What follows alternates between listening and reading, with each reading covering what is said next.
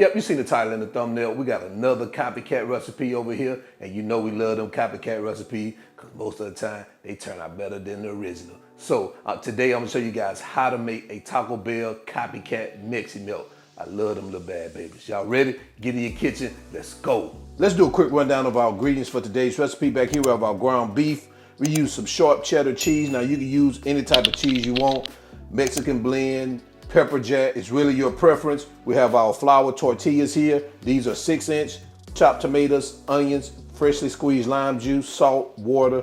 You know we got them jalapenos here, cilantro, and some taco seasoning. That's all you need. Let's get to it. So let's start this off by making our pico de gallo. Now guys, if you don't like pico de gallo, just use your favorite salsa. You can make your own or you can just use store-bought. It's totally up to you, but I love pico de gallo. So we're gonna add our chopped tomatoes here, along with our onions, our jalapenos, cilantro, salt, and our lime juice. And we're just gonna get this baby mixed in, combine it well. All right, so it looks like we're good. We're gonna sit this in the refrigerator, let it chill, let those flavors get together, combine, and mesh well. And we're gonna move over to our cooktop so we can start preparing our ground beef. All right, so let's crank our cooktop up to a medium-high heat. Once that pan heats up, we're gonna add our ground beef. We're gonna break this up and let it brown, cooking it all the way through.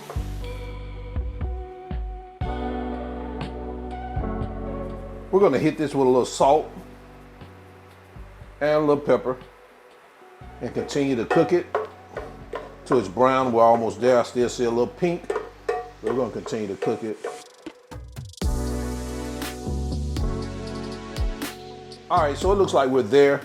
We're gonna pause our heat, head over to our, sink. We're gonna drain our grease and we're gonna come back. All right, now, so let's unpause our heat, add our taco seasoning and our water. We're gonna continue to crumble our ground beef as we mix this in, bring it to a slight boil. So guys, around here you can see that it's starting to bubble. You wanna reduce your heat to a simmer. We're gonna let it simmer for about 10 minutes and most of that liquid will be absorbed. It could be less than 10 minutes, guys, just keep an eye on it. You don't wanna dry out too much.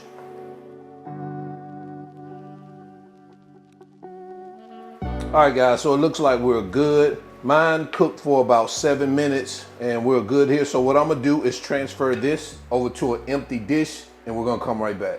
So the next step, we're gonna take paper towels and I'm gonna take a little water and I'm just gonna drizzle it over the paper towels like this, kind of dampen them up, like something like that. We're gonna take all our flour tortillas, we'll place them there. I'm gonna add another layer on top of that. Now guys, some people may do it different. This is the way I do mine and it works for me. Do the same thing, kind of get that baby damp too. So now I'm gonna just take our tortillas, I'm gonna place them in the microwave for about 20 seconds just to get them softened. It just helps when you start to try to fold them. It just makes it that much easier. So we're gonna get those over in our microwave for 20 seconds and we're coming back. All right, so now we're back. Got our tortillas a little bit more flexible now. So now what we're gonna do is start building or setting up our workstation. Our tortillas right here. We're gonna bring our ground beef back here, our cheese, tortilla here, pico de gallo. Hey, y'all be talking about me saying jalapeno. Man, what if I start saying pico de gallo? Man, that'll drive y'all crazy. I know, pico de gallo. I know people who say that for real. Okay, so let's start building out our Meximelt. Now you can do this in any type of order you want. I like to add a little cheese down on the bottom layer first. There's no rhyme or reason for that. Besides, you know, Meximelts are really cheesy. So I like to add some on that bottom layer. Then next we're gonna come across that with our ground beef. Next, our pico de gallo. I ain't gonna even troll y'all and mispronounce that. My jalapeno, man, it drives some of y'all crazy. I still can't figure out why. Just enjoy the recipe. And we're gonna come back across that with some more cheese. More cheese. And the way I typically fold mine, some people just fold it in a taco shape. But what I do is I just fold it over like this. I tuck it in the middle and I just continue to just roll it. I don't tuck the sides in or anything. I just continue to roll it like this. until it's seam side down, kind of like that. Now, if you want to, you can definitely turn this baby over like this, put a little water on your hands, and kind of like seal it down like that. And what I'll do is I'm gonna put this over here on a, man, I don't like when my filling come out like that, but before my filling comes out, I'm picking it up, trying to show you guys, I'm gonna sit this right here, all right? And we're gonna do the rest of them and we're gonna come right back.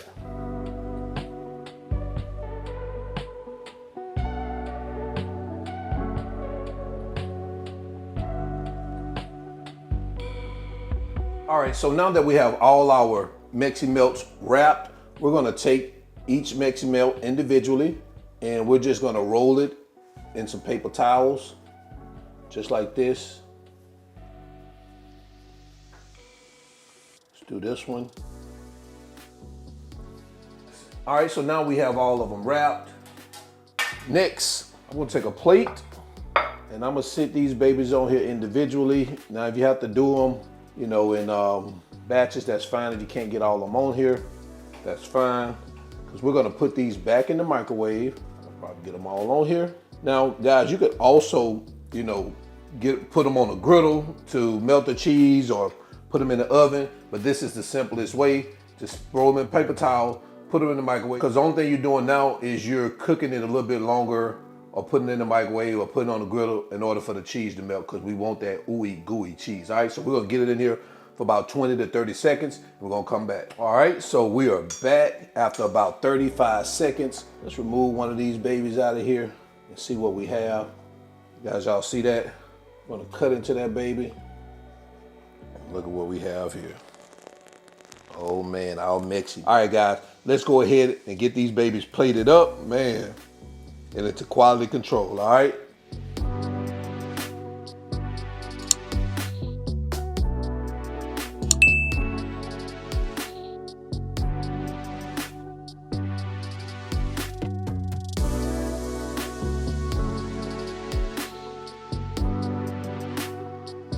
Guys, and there you have it. A copycat Taco Bell Meximelt. Let me know what you think about this in the comment section below. We're gonna jump into quality control to do a taste test. Let's go. All right, it's time for quality control. We bringing these to the front of the congregation. Man, y'all already know, look at that. Oh my goodness, oh my goodness. So I got one right here on this plate. We're gonna give this baby a taste test. Y'all wanna see what it looking like? Oh man.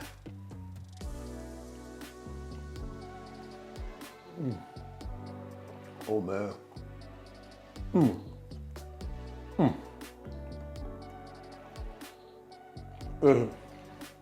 I do not have to go to Taco Bell for a Meximelt again. Oh man. Another delicious copycat recipe. It's easy, it's quick. Man, this baby will be on your dinner table in no time. So, till then, guys, y'all already know who I am. All wings, everything. And remember, I'm not a chef, just cook a lot, and I'm out. Peace.